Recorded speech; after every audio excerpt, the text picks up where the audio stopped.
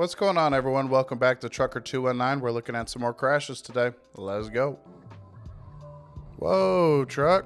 Coming in hot. Oh no, don't tip. Oh my gosh. Says SUV changes lanes in front of a semi, causing a rollover crash. The SUV was driven by a 78-year-old woman. Yeah, I mean, it seems to be the case quite often that it's an elderly driver that's making poor mistakes. I did do a video discussing the idea of having more driving tests depending on how old you are in different age ranges. If you want to check that out, I'll leave a link up above here.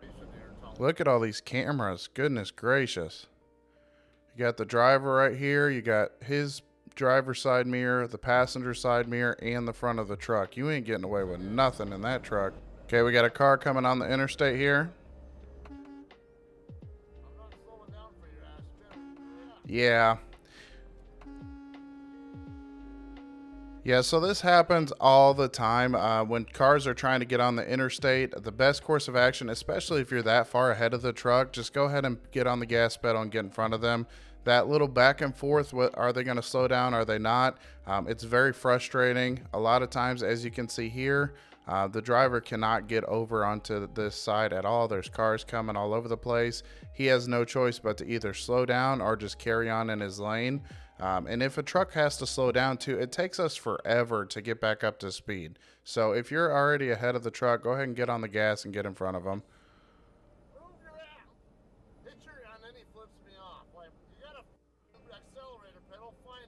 Yeah, it's very frustrating.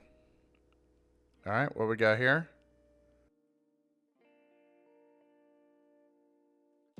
Whoa. I didn't see anything in front of him.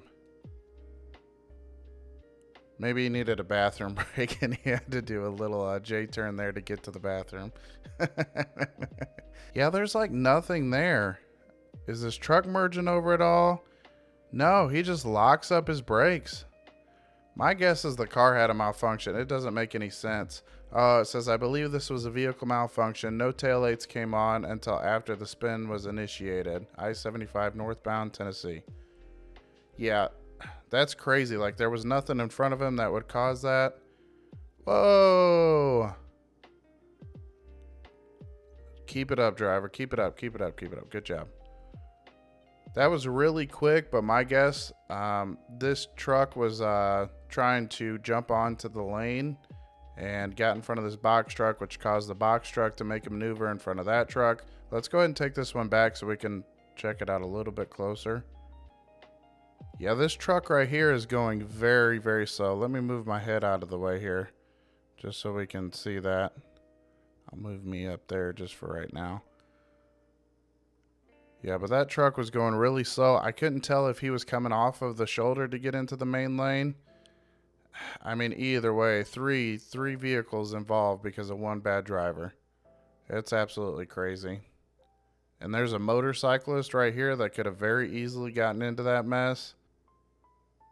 Okay, we got a little bit of an accident here already. Got a car turned around, police officer, rainy, wet conditions.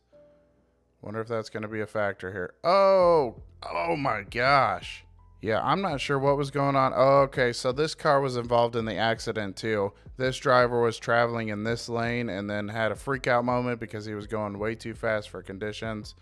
Tried to correct it, ended up correcting into whatever vehicle was up here. Looks like a flatbed. Oh, yep, a little box truck or a tow truck. It was a tow truck. Okay, so there's an obstruction in the road, mattress or something like that. What is that? Oh, that's like a truss for a house. That's like the corner truss for a house that completely came off of a truck or something. Goodness gracious. Driver lost part of his truss load. Wow. Yeah, you got to secure your loads. If you don't know how to secure a load, maybe you shouldn't be on flatbed. Companies have got to do a better job at training their drivers too to make sure this kind of stuff doesn't happen. I know those trusses are an odd shape and it can kind of make it a little difficult, but you should know what you're doing if you're going to be on flatbed.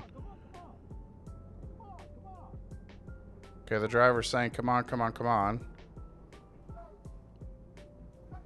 Okay, so we're in a no passing double line here.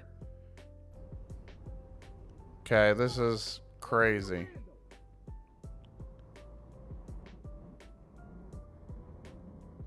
That's absolutely crazy. Instead of just passing him, which number one, you shouldn't be passing in the first place. It was a double yellow line.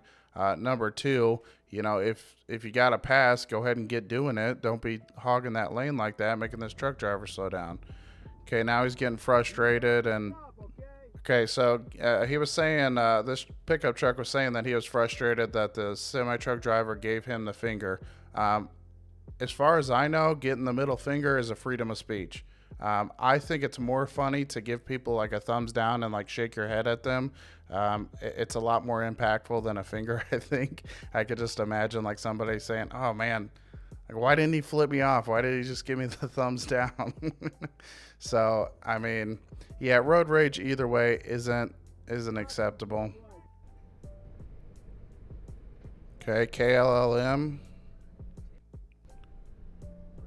He recognized what he was doing. He's kind of going the other way now, too. Falling asleep.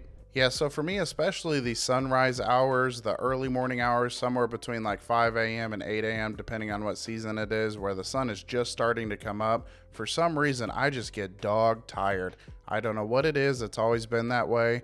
Let me know down in the comments if you're a truck driver and you experience that too. I've talked to a few other drivers and they have that same exact feeling about those hours.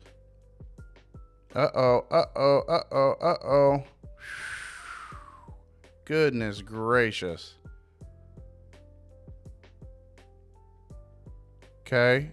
Okay, so that's kind of in the blind spot, but I'm not giving the credit for this one because this is an Estes truck, meaning that that's a day cab up there most likely. There should be no excuse for that.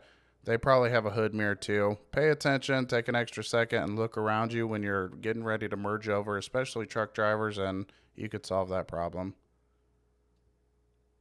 Whoa, speeding truck. Mudding, going mudding.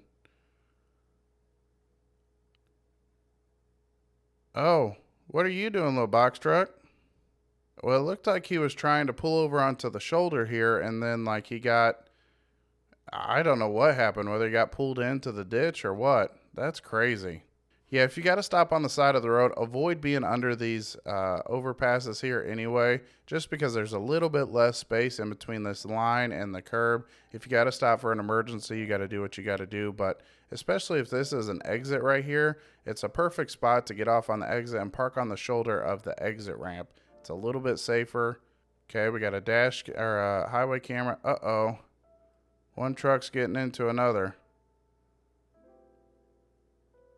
I can't tell if that was a road rage incident or what. And it was a tanker too, so they're gonna have to call hazmat out, especially if there's any leaking. All right, we got rainy, wet conditions here. Yep, slipping and sliding right there. Oh my goodness. Ooh, that was a rough one too. Jackknife right there in the median. It looks like it was on the driver's side too. So what happens if the trailer comes in contact with the trailer or the tractor there, it'll smush in that back corner of the tractor. Oftentimes it will also cause the door jamb to get all wanky, and it's not going to work out to where you can open the door. You'll have to go out through the passenger side. Yep, you see the driver standing right there. Barely. This video is terrible. Uh-oh, we got a dump truck here with his bed up, it looks like. Oh, buddy. Are you carrying anything? Are you empty? Oh, whammo. That's not funny at all. Stop laughing. Goodness gracious. Yeah, you got to be careful with those. Make sure you're putting them down. Okay, we're on board with a car hauler. Or a mobile parking lot if you know your CB lingo. Looks like this pickup truck's merging in. Crazy. Absolutely crazy. There you go. Ding, ding, ding, ding. You found the license plate number. Call it into the local police department. Figure out for insurance. This is why you need a dash cam. If you don't know anything about dash cams or whatever, I've got 2 links down below for some Amazon links for 2 dash cams that I recommend. The more expensive one is the Garmin, but I've actually used that one and I know it's a good quality. The other one I haven't used, but it's cheaper. It's only about $40 right now on Amazon. Get yourself a dash cam this way you can have this evidence if somebody just completely out of nowhere runs into you, because this very easily could have been looking like the semi truck ended up bumping into him. And the dash cam evidence tells otherwise. This lane was ending and he was trying to force his way in is what was happening. Get yourself a dash cam, folks. Links down below. Crazy. Guess we see who's got the bigger truck now, huh? Oh, is he pissed too? Oh, sweet. Okay, so it says south of Nashville, Tennessee. Tennessee is crawling along. A pickup hit my big truck. At the end of the video, he stops and gets out to look at the damage. Hit and run. Oh, so he must have taken off afterwards, but it says the state trooper later arrested him at his house. Imagine trying to get away from that. You're home free, you're at home, and knock, knock. Tennessee State Patrol showing up at your door with their really cool hats. Okay, so we got a roll-up truck here. Oh, this car is going to try to merge in. Oh my goodness. What in the world is going on with these people? Like, number one, you're cutting somebody off. This person over here is riding the median all the way up. Cool. Well, so here's the situation with this one. I'm so glad this happened this way because the only two people involved were the two idiots. Nobody else had to ruin their day because of other people's bad decisions. The two bad decision people got it. Perfect.